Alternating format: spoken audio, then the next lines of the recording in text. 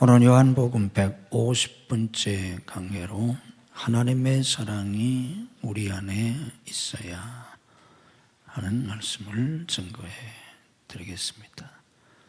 오늘 우리가 본 이 요한복음 17장 26절은 요한복음에 나타나 있는 예수님의 마지막 기도, 만찬석상에서, 최후의 만찬석상에서 마지막 고별 설교를 하시고, 그리고 마무리로 제자들과 함께 마무리 기도, 마지막 기도를 하시는 그 내용 중에 마지막 절입니다. 요한복음 17장 1절서부터 예수님의 그 마지막 기도가 기록이 되어 있는데, 오늘 우리가 본 이 26절은 그 기도의 마지막 구절입니다. 이 마지막 한 절인데 예수님의 기도의 결론격인 그런 아주 중요한 말씀이 이 한 절에 담겨 있습니다. 예수님의 기도를 우리가 쭉 보았는데 예수님의 기도 중에 첫 절이 대단히 중요합니다. 이 성경에 나와 있는 대부분의 내용들은 처음과 마지막에 핵심이 담겨 있습니다. 그래서 예수님의 그 많은 기도의 내용 속에서도 1절이 아주 우리에게 중요한 교훈을 주고 있고, 이 마지막 끝절이 결론이라고 할 수 있는 아주 중요한 내용이 담겨 있습니다. 여러분들이 꼭 기억하셔야 할 그런 중요한 내용인데, 오늘 그리고 다음 주일 2주간에 걸쳐서 이 내용을 여러분들에게 증거해 드리겠습니다. 예수님의 이 마지막 기도의 마지막 부분, 제가 한번 읽어드리면, 내가 아버지의 이름을 그들에게 알게 하였고 또 알게 하리니 이는 나를 사랑하신 사랑이 그들 안에 있고 나도 그들 안에 있게 하려 함이니이다. 이 마지막 절의 하반절, 이는 나를 사랑하신 사랑이 그들 안에 있고, 이 한 가지 하고 또 나도 그들 안에 있게 하려 함이니이다. 요 내용, 이 두 가지가 핵심입니다. 예수님의 모든 가르치심과 예수님의 기도의 결론이라고 할 수 있는 아주 중요한 내용인데, 여러분들이 이 말씀을 잘 깨달으시기 바랍니다. 오늘은 마지막 절, 이 마지막 하반절 중에서 상반절, 나를 사랑하신 사랑이 그들 안에 있고, 이 부분을 오늘 보고 다음 주일에 나도 그들 안에 있게 하려 함이니이다 하는 말씀, 이 부분을 보겠는데, 오늘 보는 이 말씀보다도 다음 주일에 보게 될 마지막 끝의 끝부분, 나도 그들 안에 있게 하려 함이니이다. 이게 결론 중에 결론입니다. 우리 신앙생활에 아주 중요한 부분인데 여러분들이 잘 깨달으시기를 바랍니다. 신앙생활에서 가장 중요한 게 뭐냐고 하면 사랑입니다. 이 사랑이 얼마나 중요한가 하는 걸 그 유명한 고린도서 13장 사랑장에서 우리에게 잘 가르쳐 주시는데, 그 사랑장 고린도서 13장 2절 말씀에 사랑이 없으면 내가 아무것도 아니요, 이렇게 가르쳐 주십니다. 사랑이 없으면 내가 아무것도 아니다. 여기 아무것도 아니다는 말씀은 내가 무엇을 받았어도, 어떤 은사를 받았어도, 어떤 능력을 받았어도, 뭐 지식이 있고 믿음이 있고 어떤 뭐가 있을지라도, 또 내가 무엇을 한다고 할지라도, 내가 무엇을 할지라도, 그런 뜻입니다. 내가 무엇을 받았고 내가 무엇을 할지라도 사랑이 없으면 아무것도 아니다. 이렇게 사랑이 중요합니다. 왜 그렇습니까? 신앙생활이라고 하는 게 뭐냐? 신앙생활을 정리하면 우리 주님께서 친히 율법서의 질문에 대답하시면서 가르쳐 주시는 대로 하나님을 사랑하고 이웃을 사랑하는 삶, 하나님을 사랑하며 이웃을 사랑하며 사는 것, 그게 신앙생활입니다. 신앙생활 다른 거 아니에요. 모세를 통해서 주신 율법의 모든 말씀, 선지자들을 통해서 주신 모든 그 말씀, 예수님께서 이 땅에 오셔서 친히 가르쳐 주신 그 모든 말씀을 정리하면 그리스도인의 삶은 오로 하나님을 사랑하고 아래로 이웃을 사랑하는 삶이에요.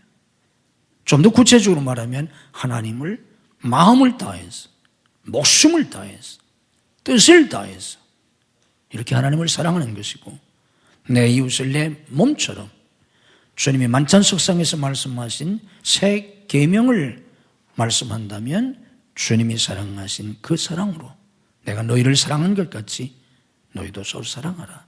주님의 사랑으로 다른 사람을 사랑하는 것. 이게 전부예요. 다른 거 아니에요. 이게 기독교입니다. 그런데 왜 우리 주님께서 내가 그들에게 아버지의 이름을 알게 했고 또 알게 해 준다고 하시는가 하면, 이는 그 사랑이 그들 속에 있게 하기 위함이라는 겁니다. 무슨 말씀인가 하면, 그리스도인의 삶은 하나님을 사랑하고 이웃을 사랑하는 삶인데, 그렇게 사랑하려면 사랑이 있어야 하잖아요.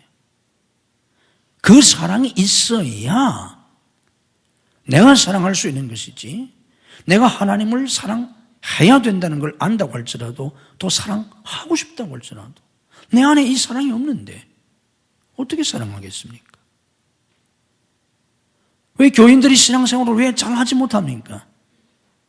신앙생활을 잘하려면 신앙이 있어야 되잖아요. 믿음이 있어야 되잖아요. 믿음이 없는데 신앙생활을 잘하기는 고사하고 주일 지킬 믿음도 없잖아요. 어떻게 신앙생활을 잘하겠어요? 잘할 수가 없어요. 믿음이 있어야 신앙생활을 잘하는 거지, 믿음이 없는데 어떻게 하겠습니까? 마찬가지예요. 내 안에 사랑이 있어야 사랑할 수 있는 것이지, 내 안에 사랑이 없는데 뭘 가지고 사랑합니까? 그래서 예수님께서 제자들에게, 그리고 주님을 믿는 자들에게 하나님을 알게 해주신 것은, 그것을 통해서 하나님의 그 사랑이 그들 안에 있게 하기 위함이라는 겁니다. 그 하나님의 사랑이 그들 안에 있기만 하면 그 속에 사랑이 있으니까 자연히 하나님을 사랑하고 다른 사람을 사랑하는 삶을 살 수 있지 않습니까? 이 말씀 속에서 우리가 깨달아야 할 것은, 여기 우리 주님께서 내가 아버지의 이름을 그들에게 알게 하셨고 또 알게 하리니 이는 나를 사랑하신 사랑이 그들 안에 있고, 그랬는데 여기 주님께서 말씀하신 사랑이 그들 안에 있고 나를 사랑하신 사랑이 그들 안에 있고 하는 이 사랑은, 좀 더 우리가 정확하게 번역을 하면, 거기 내가 아버지의 이름을 그들에게 알게 하였고 또 알게 하리니 이는, 거기에 아버지께서 나를 사랑하신 그 아버지께서가 우리말 번역에 생략이 되어 있어요. 그래서 이는 나를 사랑하신, 그게 무슨 말인가면 아버지께서 나를 사랑하신, 그 아버지께서 하는 말을 첨가시키는 게 더 정확하고 이해하기 쉽습니다. 아버지께서 나를 사랑하신 사랑이 그들 안에 있고, 이렇게 개역성경에 번역을 했는데, 여기 아버지께서 나를 사랑하신 그 사랑이 그들 안에 있고, 그런 말이에요. 거기에 그라는 말을 첨가시키는 게 좋은데 이게 번역할 때 좀 세밀하게 번역을 못했어요. 그래서 나를 사랑하신 사랑이 하는 말은 아버지께서 나를 사랑하신 그 사랑이 그들 안에 있고, 그런 뜻입니다. 사랑이 그들 속에 있어야 되는데 그 사랑이 무슨 사랑이냐? 아버지께서 나를 사랑하신 그 사랑, 하나님 아버지께서 예수님을 사랑하신 그 사랑, 그러니까 그게 곧 무슨 사랑이에요? 하나님의 사랑, 아버지의 사랑. 하나님 아버지께서 예수님을 사랑하신 그 사랑, 바로 그 사랑이 그들 안에 있게 하려 함이라. 그러니까 내 안에 있어야 할 그 사랑은 바로 하나님의 사랑을 말씀하는 겁니다.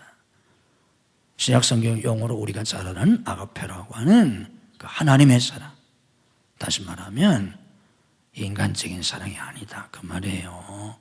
인간의 감정적인 사랑이 아니라 하나님이 예수님을 사랑하신 그 사랑, 하나님의 사랑, 예수님의 사랑, 그 사랑이 우리 안에 있어야 된다. 그러니까 우리가 마음을 다하고 뜻을 다하고 목숨을 다하고 힘을 다해서 하나님을 사랑하라는 말은 인간적인 그런 사랑을 가지고 하나님을 사랑하는 말이 아니고, 어떻게 인간적인 그런 마음을 가지고 하나님을 그렇게 사랑하겠어요? 자기 부모도 사랑할 줄 모르는데. 그게 아니라 하나님의 그 사랑으로 하나님을 그렇게 사랑하라, 그런 뜻입니다. 아멘. 그리고 내 이웃을 내 몸처럼 사랑해라, 내가 너희를 사랑한 것 같이 너희도 사랑하라 하는 그 말씀도 마찬가지로 인간적인 감정으로 그렇게 사랑하는 게 아니라, 자기 형제도 사랑하지 못하는데 형제지간에도 재산 가지고 싸우고 왼수가 되잖아요. 그런데 어떻게 이웃을 내 몸처럼 사랑하겠어요? 그게 아니라 하나님의 그 사랑으로 이웃을 사랑해라, 원수도 사랑해라, 그런 뜻입니다. 아멘. 인간적인 사랑엔 실망이 따르고 상처가 따르고 배반이 따라요. 사랑을 했는데 결국은 상처를 받고, 또 사랑했는데 배반을 당하고, 뜨겁게 사랑했는데 어느 날 사랑이 식어지고, 다 그렇잖아요. 속담에 믿는 도끼에 발등 찍힌다, 그런 말도 있고, 머리 검은 짐승은 거두는 게 아니다, 그런 말도 다 인간에 대한 이런 배신, 배반, 실망, 상처, 이런 데서 오는 게 아닙니까? 이게 인간의 사랑이에요. 이런 인간의 사랑을 대표적으로 우리나라에서 노래로 대표적으로 표현한 노래가 무슨 노래인가 하면, 가요 중에 무슨 노래가 있어요? 우리나라에서 이걸 대표적으로 표현한 그 노래가 뭐예요?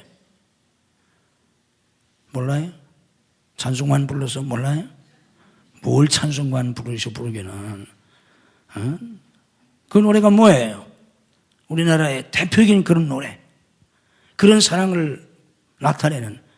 그래서 사람들이 그렇게 그 노래를 좋아하는 거예요. 자기 얘기니까. 남의 얘기 같으면 그게 마음에 와닿겠어. 그게 다 자기 얘기니까 그렇게 좋아하잖아요. 그게 뭐예요? 그게 동백아가씨라는 거예요. 그게 제가 중학교 2학년 때 신성일이하고 오맹란이, 난 그때 뭐 신성일 몰랐지만 시골에서 살 때니까 신성일과 오맹란이 주연을 해가지고 만든 영화가 동백아가씨예요. 영화도 모르죠. 노래만 알지. 그 주제곡이 동백아가씨예요. 왜 동백아가씨예요? 노래방에서 많이 불러봤잖아요. 왜 동백아가씨예요? 알고 부르든지 말든지 해야 뭘, 알 거 아닙니까? 왜 동백아가씨예요? 그 영화가 어떤 대학생이 섬 마을에 와가지고 사랑을 하게 됐어요. 그런데 순진한 처녀하고 인연을 맺었는데 결국은 버리고 도망갑니다. 가버려요. 떠나가요. 그러니 이 섬처녀가 얼마나 상처가 깊겠습니까? 순진한 섬처녀가, 아가씨가. 그래가지고 결국 이 아가씨는 시내 나가, 도이제 나가가지고 술집에서 일을 하게 돼요. 그러면서 그 남자에 대한 그리움, 그 상처, 가슴에 빨간 피멍이 들 정도로 잊지 못하고 그리워하고, 그러면서 그 아픔, 그거를 아주 통속적이고 신파적인 그런 내용이지만 60년대에 만든 거니까 1964년에 만든 거예요. 그게 그걸 만든 게 동백아가씨라는 그 영화고, 그리고 그 주제곡으로 만든 게 그 노래예요. 근데 왜 하필이면 동백아가씨냐? 빨갛게 멍이 들어서 동백아가씨가 아니고, 그 아가씨가 신을 당하고 그 비통 속에 그 자기의 슬픔을 온 몸으로 겪으면서 일한 술집 이름이 동백바예요. 그래서 그 동백바에서 일하는 아가씨라고 그래가지고 동백아가씨야. 그게 무슨 뭐 동백 꽃잎 따라서 지은 게 아니고 그런 내용인데 이걸 이미자가 정말 구구절절히 애절하고 애절하게 불러가지고 히트곡이 또 있고 우리나라의 대표적인 가요가 또 있고 지금 50년이 넘었는데도 사람들이 부르고 있잖아요. 왜? 그게 바로 세속적인 사랑의 모습이기 때문에 상처받고 잊으려고 해도 잊지도 못하면서 그리워하고 괴로워하는 그 사랑의 노래, 이게 바로 인간의 사랑이에요. 이런 사랑을 성경에서 얘기하는 게 아니에요. 그런 사랑을 가지고 어떻게 하나님을 사랑해요? 그런 사랑을 가지고 어떻게 남을 사랑합니까? 그런 사랑을 말하는 게 아니라 하나님 아버지께서 예수님을 사랑하신 그 사랑이 너희 안에 있게 하기 위함이라는 겁니다. 우리 안에 이 하나님의 사랑이 있어서 이 하나님의 사랑을 가지고 하나님을 사랑하고 또 다른 사람을 사랑하면서 살기 위함이라는 겁니다. 이 사랑이 우리 안에 있어야 되는데 이 사랑이 뭐 있어야 사랑하든지 말든지 할 거 아닙니까? 그런데 이 사랑이 어떻게 해야 이 하나님의 사랑이 우리 안에 있을 수 있나? 이 사랑이 없으면 목사가 아무리 설교를 해도 소용이 없어요. 뭐 사랑이 있어야 사랑을 하지 않습니까? 교회 수십 년 다녀도 소용이 없어요. 이 사랑이 없으니까. 이 사랑이 없기 때문에 교회를 수십 년 다녀도 부모도 사랑하지 못해요. 자기 부모도, 형제도 사랑하지 못하고 교인도 사랑하지 못하고. 그런데 무슨 원수를 사랑하겠어요? 어림도 없지. 왜? 사랑이 없으니까. 어떻게 해야 이 사랑이 우리 속에 생기나? 오늘 본문 말씀에서 주님이 뭐라고 말씀하셨냐면 내가 아버지의 이름을 그들에게 알게 하였고 또 알게 하리니 이는 나를 사랑하신 사랑이 그들 안에 있고 내가 아버지의 이름, 하나님 아버지의 이름을 그들에게 알게 하셨고 또 알게 해주신다는 거예요. 그래서 그 하나님의 사랑이 그들 안에 있게 하신다는 거예요. 무슨 뜻인가 하면 하나님을 알아야 그 사랑이 우리 속에 있다는 겁니다. 하나님을 알아야, 하나님이 누구신지를 알아야, 하나님을 알면 하나님의 그 사랑이 우리 속에 있게 된다는 거예요. 그런데 여기 주님께서 내가 아버지의 이름을 그들에게 알게 하였고 또 알게 하리니, 아버지의 이름을 그들에게 알게 하였고, 이 말은 아버지의 이름을 그들에게 알게 하셨다는 말은 아버지를 알게 하셨다는 말인데 하나님을 알게 하셨다는 말인데 우리말식으로 번역을 하면, 그런데 왜 굳이 주님께서 내가 아버지의 이름을 그들에게 알게 하였고 아버지의 이름이라는 표현을 쓰는가 하면, 우리말에서는 누구의 이름을 안다는 건 그냥 이름만 안다는 그런 의미로 우리가 흔히 쓰게 되지만, 히브리 사람들의 사고 속에서는 그 사람의 이름은 그 사람의 모든 내용을 담고 있다고 생각을 했습니다. 그것이 히브리적 사고예요. 그래서 그 사람을 안다, 내가 그 사람을 안다는 것은 우리식으로 생각하는 그런 게 아니고, 그 사람을 안다는 것은 그냥 피상적으로 안다는 뜻이고, 내가 그 사람의 이름을 안다. 성경도 그래서 너를 이름으로도 알고 이랬잖아요.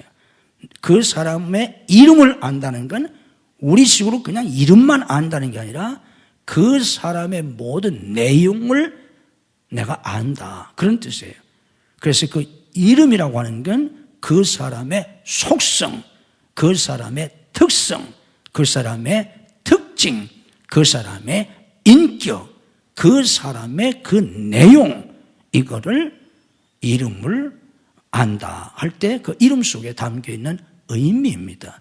그래서 그냥 우리말로 번역하면 차라리 그냥 아버지를 알게 하였고, 이게 평범한데 여기에 굳이 아버지의 이름을 그들에게 알게 하였고 또 알게 하리라, 이런 표현을 쓴 건 이게 히브리적 표현인데 바로 그런 뜻으로 그런 표현을 쓰신 겁니다. 그냥 막연하게 하나님을 안다는 게 아니고, 우리가 막연하게 하나님을 알아서는 그 사랑을 우리가 알 수가 없잖아요. 하나님이 누구신지, 그 하나님의 그 하나님 되심, 하나님의 그 속성, 하나님의 그 특성, 하나님의 그 본질, 하나님의 그 인격, 하나님의 그 하나님 되심을 우리가 구체적으로 알게 해주셔서 그걸 알면 그 하나님의 사랑이 우리 속에도 생긴다는 겁니다. 그래서 예수님은 그 하나님이 누구신지를 가르쳐 주셨다는 거예요. 또 앞으로도 가르쳐 주신다는 거예요. 성령을 통해서. 그걸 통해서 하나님을 알고, 하나님을 알기 때문에 하나님의 사랑이 그들 속에 있게 하기 위해서 우리가 하나님을 잘 알아야 합니다.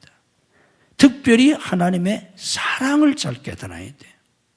하나님은 전능하신 분이고 공의의 하나님이시고 자비의 하나님이시고 온갖 하나님이신데, 특별히 그 하나님의 사랑을 우리가 깊이 깨닫게 될 때 그 사랑이 우리 안에 생겨서 하나님을 사랑할 수 있고, 그 사랑으로 이웃을 사랑하게 됩니다. 하나님의 그 사랑, 하나님의 사랑이 어떤 사랑입니까?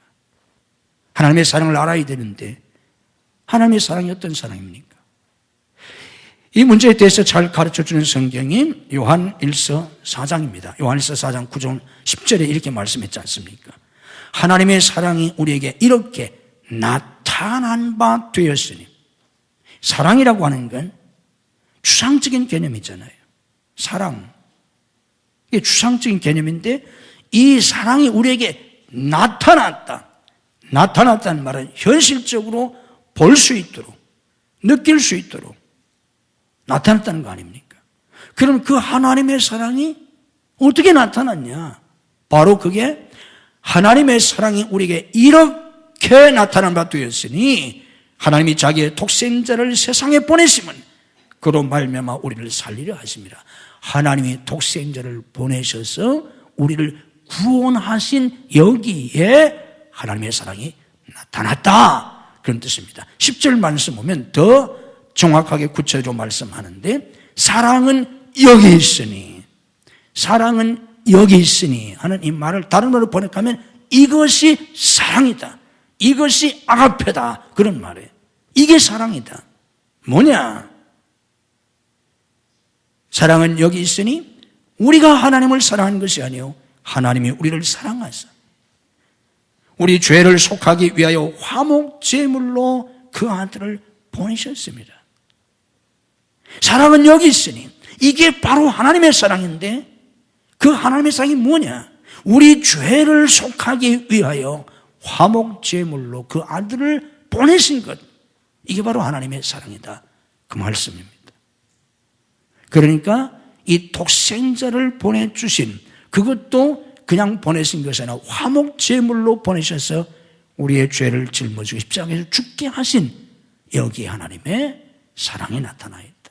그래서 로마서 5장 8절에서도 말씀하잖아요. 우리가 아직 죄인 됐을 때 그리스도께서 우리를 위하여, 우리를 대신하여 죽으심으로 하나님께서 우리에 대한 자기의 사랑을 확증하셨다, 확실하게 보여주셨다, 확실하게 증거해 주셨다, 그런 말씀입니다. 정리하면 십자가에서 하나님의 사랑을 잘 깨달아야 된다, 그 말씀입니다. 십자가를 통해서 하나님이 독생자를 보내셔서 십자가에서 우리를 구원하시려고 죽게 하신 거기에 하나님의 사랑이 있다, 거기에 예수님의 사랑이 있다. 이 하나님의 사랑을 깊이 깨달아야 한다. 그걸 깨닫게 되면 내가 하나님을 사랑하게 된다, 그 말입니다. 하나님을 사랑하는 사람들은 어떤 사람들입니까? 착한 사람입니까? 아니에요. 착한 사람이 하나님을 사랑하는 거 아니에요. 하나님을 사랑하는 사람은 똑똑한 사람도 아니고 착한 사람도 아니고 그렇다고 바보도 아니고, 하나님을 사랑하는 사람, 정말 하나님을 사랑하는 사람, 그건 어떤 사람들이냐? 하나님의 사랑. 그건 무슨 사랑이에요? 십자가의 사랑을 깊이 깨달은 사람들이에요. 아멘. 그걸 깊이 깨달았어요. 그걸 깊이 깨닫고 나면 하나님을 사랑하지 않을 수가 없어요. 전 중학교 2학년 때 성령 받고 이걸 깨달았어요. 교회는 초등학교 들어가기 전부터 다녔는데 중학교 2학년 때 은혜를 받고 이걸 깨닫고, 저는 이걸 깨닫고 나서 즉시로 제가 제 몸을 주님께 드리겠습니다 소원했어요. 내 몸을 주님께 바치겠다. 왜? 하나님이 독생자까지 보내주셨는데, 예수님이 나를 위해서 십자가에서 피 흘려 죽으셨는데, 그럼 내가 뭘 어떻게 해야 되겠어요? 주님을 사랑해야 되고, 주님을 사랑하면 주님께 내가 뭘 드려야 되잖아요. 뭐가 있어요? 드릴 게 뭐가 있어요? 아무것도 없잖아요. 이 몸밖에 더 없어서 이 몸 바칩니다. 이거 바쳐봐야 아무 소용도 없잖아요. 제가 그렇게 기도했어요. 가진 게 아무것도 없습니다. 뭐가 있겠어요 그때 제게? 이 몸밖에 없습니다. 그러나 이 몸, 이거 하나님께 드려 이거 뭐 하겠어요? 아무 쓸모 없지만 그래도 이 몸밖에 없어서 이 몸 바칩니다. 정말 하나님의 사랑을 깨달으면, 십자가에 주님의 사랑을 깨달으면 그런 고백이 절로 나오게 되어 있어요. 아니, 하나님이 나를 구원하시기 위해서 지옥 갈 나를 천국으로 데려가셔서 영원히 천국에서 영생 복락을 누리게 해주셨는데, 그게 그냥 한 게 아니라 십자가에서 예수님이 피 흘려 죽으시는 그 엄청난 고난의 대가를 치르시고 예수님이 죽어주셔서 나를 그렇게 해주셨는데, 그럼 그 앞에서 할 말이 뭐가 있겠어요? 돈 달라고 하겠어요? 출세시켜달라고 하겠어요? 뭔 얘기를 할 수 있겠어요? 제가 목사 안수 받기 1년 전에 그래도 40일 금식 기도는 하고 목사 안수를 받아야 되지 않겠나, 그리고 기도원에 들어가서 금식 기도를 시작했는데 할 말이 없더라고요. 내가 목숨 걸고 기도를 하겠다고 기도원에 왔는데, 제가 25살 때 기도를 이제 시작하려고 방을 정하고 기도원에서 기도를 시작하려고 하는데 할 말이 없더라고요. 도대체 무엇을 위해서 내가 목숨을 걸고 기도를 해야 합니까? 내가 목숨 걸고 기도할 만한 가치가 있는 게 뭡니까? 도대체 내가 뭘 달라고 하나님 앞에 40일 금식 기도한다는 건 목숨을 걸고 기도하는 건데, 내가 도대체 목숨을 걸고 뭘 달라고 기도해야 합니까? 여러분도 한번 해보세요. 뭐 40일은 다 않더라도 한번 그런 마음을 가지고 한번 기도의 자리에 한번 앉아보라고. 뭐 기도할 게 뭐가 있나? 없더라고요. 기도할 거리가 없더라고요. 아니, 내 목숨을 걸고 달라고 할 게 뭐가 있어요? 돈 달라고요? 목사 될 놈이 돈 달라고 하겠어요? 건강을 달라고? 그때는 건강했어요. 그때까지 나 병원에 가본 적이 없는 사람이에요. 그때 그 뒤에도 수십 년 동안 제가 60세까지는 뭐 내가 근년에 내가 뭐 작년부터 그냥 병원에 다니지 병원에 간 적이 없는 사람인데, 그때 20대 때인데 무슨 병원을 가겠어요? 건강 달라고 하겠어요? 근데 뭘 달라고 하겠어요? 내 목숨을 걸고 없더라고요. 기도거리가 없더라고요. 기도를 지금 하려고 왔는데 지금 내가 정말 내 목숨을 걸고 뭘 달라고 할 거리가 없더라니까. 성경을 읽었어요. 성경을 읽었는데 에베소 5장에 있는 말씀이 눈에 들어오더라고요. 거기 말씀이 뭐냐면 예수께서 향기로운 제물이 되셨다는 말씀이 있어요. 그 말씀이 들어오더라고요. 그래서 그 말씀을 붙잡고 40일 동안 기도했어요. 그 전에 이미 저는 다 이 몸을 바치겠다고, 내가 이 몸을 드릴 거 없지만, 이거 드려봐야 아무 소용도 없지만 이거밖에 없어서 주님께 드립니다, 그런 기도를 하고 내가 이제 내년이면 목사 안수 받을 거지만, 이왕 내가 주님께 바치기로 한 몸인데 이왕 바치는 거 향기로운 제물이 되게 해주세요. 그 기도를 했어요. 40일 동안. 다른 거 할 게 없더라고요. 십자가의 사랑을 우리가 깨닫는다면 우리가 그 십자가 밑에서 뭘 달라고 하겠어요? 아니, 이 십자가에서 예수님이 못 박히셨고 여기에서 달리신 예수님의 피가 뚝뚝 떨어지는 이 밑에 내가 무릎을 꿇고 있다면 뭘 달라고 하겠어요? 뭘? 이게 오늘 교인들, 오늘 목사들이 한심한 거예요. 십자가에서 달리신 예수 그리스도의 그 머리에 가시가 주신 머리와 양손과 양발에서 지금도 피가 뚝뚝 떨어지는데 그 십자가 밑에서 뭘 달라고 하는 거예요? 뭘 달라고? 밤낮 와서 뭘 달라고? 생각해 보세요. 뭘 달라고 하겠어요?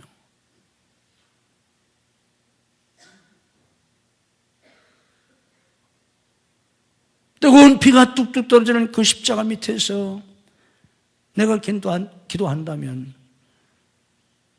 두 가지밖에 할 게 없잖아요. 저절로 무슨 말이 나오겠어요? 하나님 잘못했어요. 제가 잘못했어요. 제가 잘못 살았어요. 그 기도가 절로 나오지 않겠어요? 제가 잘못했어요. 제가 잘못 살았어요. 또 무슨 기도를 하겠어요? 주님을 위해서 살게요. 주님께 바칠게요. 이 몸 주님께 드릴게요. 내 남은 인생 주님께 드릴게요. 들어보아댔자 주님께 별 소용도 없지만 주님을 위해서 살게요. 그거밖에 뭐 할 얘기가 뭐가 있어요? 왜 우리 주님께서 아버지를 그들에게 알게 한 이유가 나를 사랑하신 그 사랑이 그들 안에 있게 하기 위함이라 왜 하셨겠어요? 하나님을 알게 되면, 하나님의 그 사랑을 알게 되면 저절로 하나님을 사랑하게 돼요. 누가 내 마음을 다하고 목숨을 다하고 뜻을 다하고 힘을 다해서 누가 하나님을 사랑할 수 있겠어요? 어림도 없어요. 하나님의 사랑을 깊이 깨달은 사람만이 할 수 있어요. 십자가의 그 피의 사랑을 깨달은 사람만이 내 마음을 드리고 내 힘을 다해서 내 목숨을 바쳐서 사랑할 수 있게 됩니다. 이 하나님을 깨달을 수 있기를, 이 주님을 깨달을 수 있기를 주님의 이름으로 축복합니다. 십자가의 사랑을 깊이 깨달으세요. 그러면 그 하나님의 사랑에 감격해서 나도 주님을 사랑하게 돼요. 내 생명보다 주님을 더 사랑하게 돼요. 내 가진 거 다 드려도 아깝지 않아요. 내 가진 걸 다 드리고서도 이것밖에 없어서 더 많이 있으면 더 드릴 텐데 이게 저절로 되게 돼요. 시간을 주님께 드리고 물질을 주님께 드리고 재능도 주님께 드리고 은사도 주님께 드리고 다 주님께 드릴 수 있어요. 그 하나님의 사랑을 깨닫지 못해서 그 사랑이 없다 보니까 맨날 하나님 앞에 받으려고만 하고 안 주신다고 원망하고 불평이나 하고 주를 위해서는 아무것도 하지 않아요. 주를 위해서는 아무것도 하지 않으면서 하나님께 큰 복이나 받으려고 하는 이런 마음을 가지고 교회 다니잖아요. 얼마나 안타깝습니까? 하나님을 깊이 깨닫고 주님을 사랑하는 그 사랑이 여러분 속에 풍성해지기를 주님의 이름으로 축복합니다. 또 하나는 이 사랑이 우리 속에 있으려면 로마서 5장 5절 말씀처럼 성령으로 이 사랑이 우리에게 부어져야 돼요. 무슨 얘기인가 하면 본래 우리 안에 이 사랑이 없어요. 에덴을 떠난 인간 아담의 후예의 마음속에 무슨 이런 사랑이 있겠어요? 없어요. 착한 사람 마음속에도 이런 거 없어요. 지성인의 마음속에도 이거 없어요. 종교인의 마음속에도 없어요. 목사의 마음속에도 없어요. 이게 본래 우리 속에 있는 게 아니에요. 어느 누구의 마음속에도 이런 사랑 없어요. 있다면 인간적인 사랑일 뿐이에요. 이 하나님의 사랑, 아버지께서 나를 사랑하신 그 사랑, 그 사랑은 없어요, 우리에게.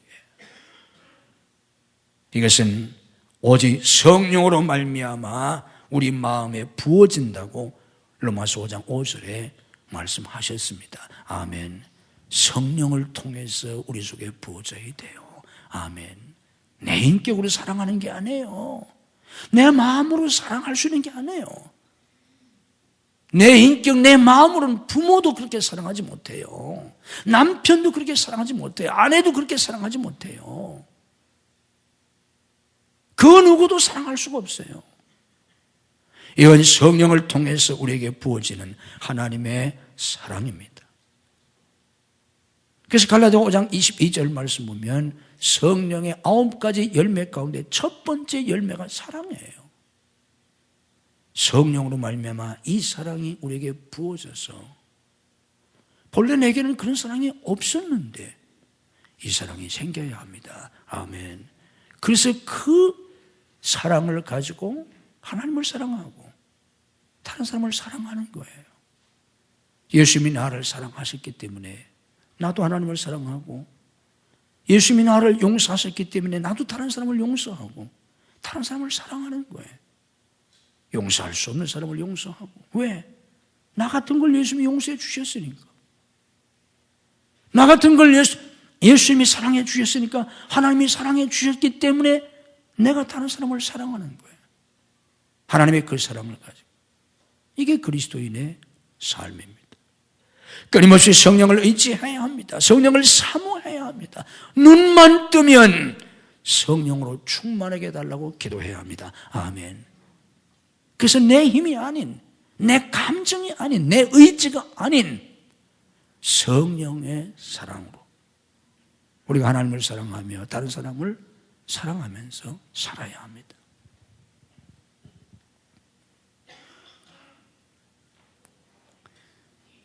어떤 한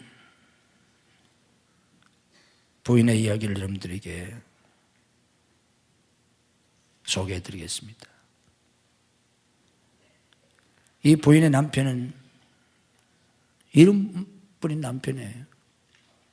이른바 남편이 남편 구실을 전혀 하지 않아요. 애들이 넷이나 되는데 자녀를 키우는 건 전적으로 부인의 몫이었어요. 남편은 고시 공부를 한다고 매일 밥만 먹으면 집에 나가서 하루 종일 고시 공부를 하는지 뭘 하는지 밤 늦게서야 돌아옵니다. 그리고 남편이 그렇게 고시 공부를 하기 때문에 차비도 점심값도 담배값도 다 부인이 다 대줘야 돼요. 부인은 조그만 가게를 운영하면서 새벽부터 저녁 늦게까지 자기가 직접 배달까지 하면서 이런 일을 합니다. 남편은 저녁에 돌아오면 하루 종일 공부해서 피곤하다고 아무것도 하잖아요.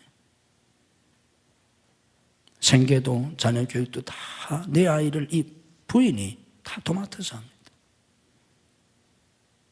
그러면서도 잔소리 한 번 하지 아니하고 아이들한테 부정적인 말 한 번 하지 아니하고 이 부인이 이 모든 걸 감당하고 살아갑니다. 그런데 이 남편이 바람을 피우고 집을 나갑니다. 가장의 역할을 하나도 하는 게 없으면서 그 주제에 바람을 펴가지고 집을 나갔어요. 어떻게 합니까? 이 부인은 그런데도 아이들을 데리고 아이들을 자기가 그렇게 가게를 꾸려나가면서 아이들을 양육하면서 아이들 앞에서 남편 욕 한 번 하지 아니하고 아이들을 데리고 아빠가 돌아오도록 기도하자. 아이들을 데리고 기도합니다. 몇 달 만에 남편이 돌아왔어요. 죄 짓고 돌아와서 뭐가 그리 당당한지 가족들에게 호통을 치고 구박까지 하고 그래요. 그래도 이 부인은 남편을 정말 남편으로 대접합니다. 그러다가 결국은 남편이 몹쓸 병에 걸립니다.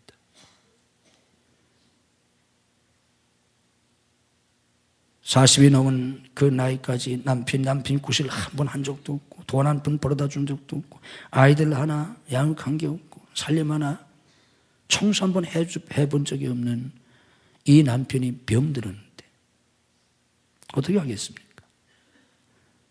이 아내는 지극정성으로 가게를 하면서도 남편을 간호해요.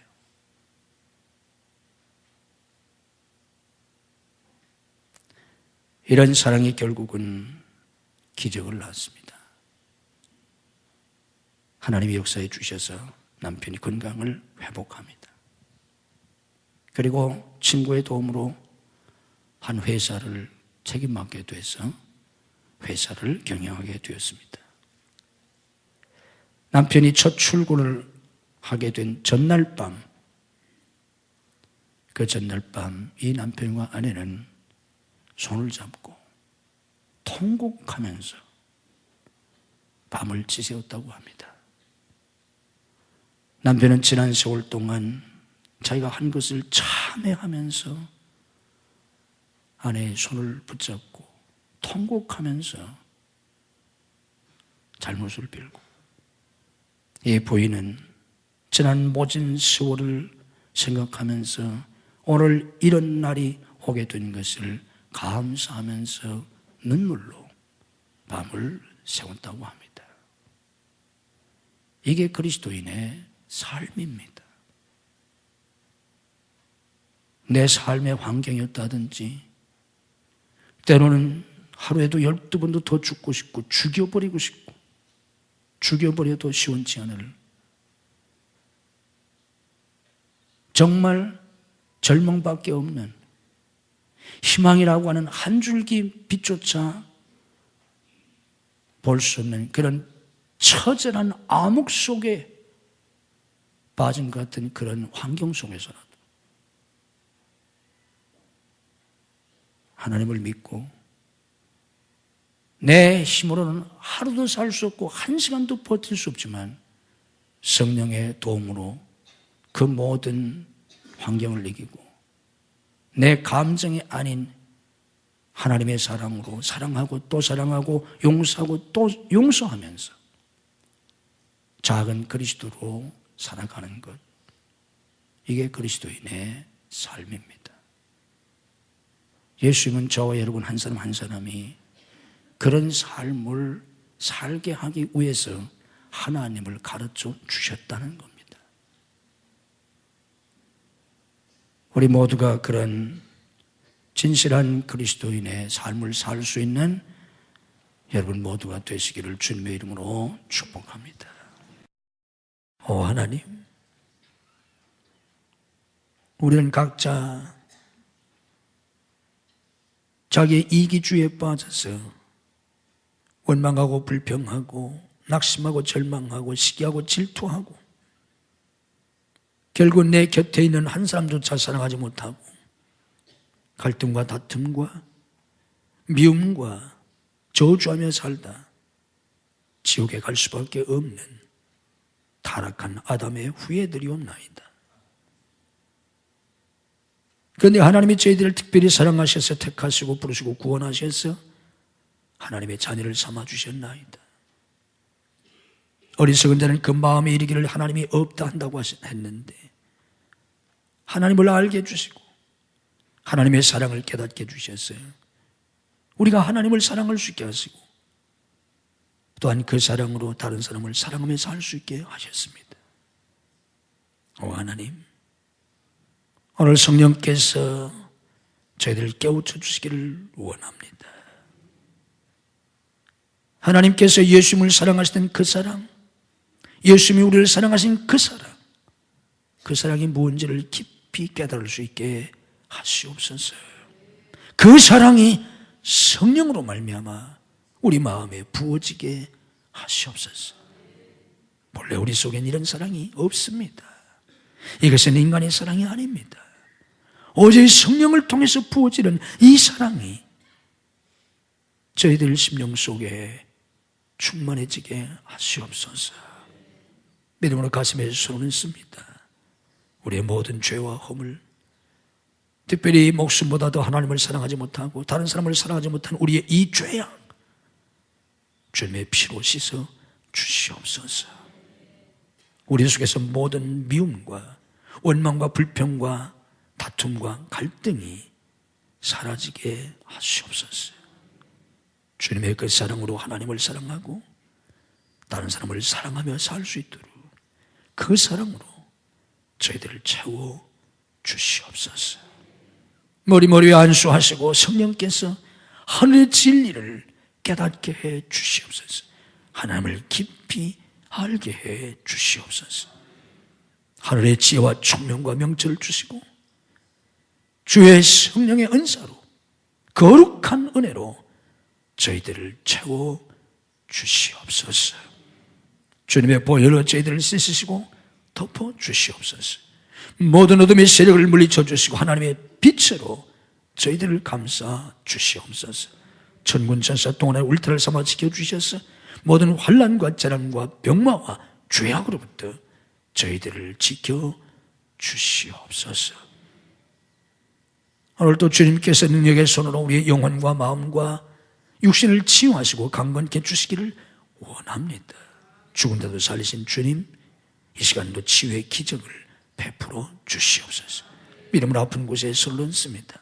아픈 가족들을 대신해서 손을 얹습니다. 역사해 주시옵소서. 내가 나사렛 예수 그리스도로 명하노니 우리를 괴롭히는 모든 병만은 다 물러갈지어다. 예수님의 이름으로 치유될지어다. 예수님의 이름으로 건강이 회복될지어다. 예수님의 이름으로 새 힘을 얻을지어다. 역사해 주시옵소서. 가정을 속히 인간화시켜 주시옵소서. 가정을 파괴하는 모든 사탄의 세력은 주님이 결박하시고 물리쳐 주시옵소서. 내가 나사렛 예수 그리스도로 명하노니 우리와 우리 자녀들의 가정을 파괴하려고 하는 모든 사탄의 세력은 성령의 결박을 받고 다 물러갈지어다. 우리 자녀들을 축복해 주옵소서. 믿음을 주시옵소서. 하늘의 지혜를 주옵소서. 주님의 마음을 주시옵소서. 영육의 강건함과 열정을 주시옵소서. 복된 사람들을 붙여주시옵소서. 환경을 열어주시옵소서. 공부하는 학생들의 학업의 문을 열어주시옵소서. 진학의 문을 열어주시옵소서. 유학의 문을 열어주시옵소서. 취업의 문을 여시고 사업의 문을 열어주시옵소서. 사역의 문을 열어주시옵소서. 우리 자녀들을 통해서 영광을 거두시옵소서. 성도의 직장과 사업을 축복해 주시옵소서. 믿음으로 직장생활하고 사업하게 하시고 기도로 하게 하시고 성령으로 하게 하시옵소서.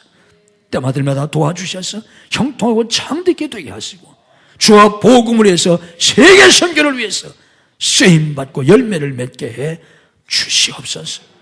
우리 사역의 주님이 때마들마다 성령님 임재하시고 역사하셔서 놀랍고 풍성한 열매가 맺히게 하시옵소서. 우리의 마음을 주님 앞에 드립니다. 우리의 시간을 드립니다. 몸을 드립니다. 우리의 재능과 은사와 우리의 물질을 드리기를 원합니다. 온 성도들이 온전히 주를 성수할 수 있게 하시고 믿음으로 온전한 11조를 드릴 수 있게 하시며 감사하며 주와 복음을 위해서 살 수 있게 하시옵소서. 믿음으로 11조 헌금, 감사헌금, 선교헌금, 구제헌금, 건축헌금, 해외 성전 건축헌금을 드립니다. 주님께서 받으시고 하늘과 땅에 부르 금세한 내세의 복으로 자녀와 후손의 복으로 삶의 형통함과 사역의 풍성한 열매로 믿음의 명문관을 이루는 복으로 주님의 은혜와 복을 더하여 주시옵소서. 아버지 앞에 나와 예배드리는 모든 성도를 축복하시고 오늘 병상에서 나오지 못한 성도를 찾아가셔서 능력의 손으로 일으켜 주시옵소서. 출타 중인 성도를 해외에 나가는 가요들, 군문에 나가는 아들들, 유학생들을 지키시고 축복해 주옵소서. 믿음이 연약하여 주를 성수하지 못하는 성도들에게 주의를 성수할 수 있는 믿음을 더하여 주옵소서. 이 한 주도 주님이 주시는 은혜와 축복이 넘치는 복된 한 주간이 되게 해 주옵소서. 예수님 이름으로 축복 기도하옵나이다. 아멘.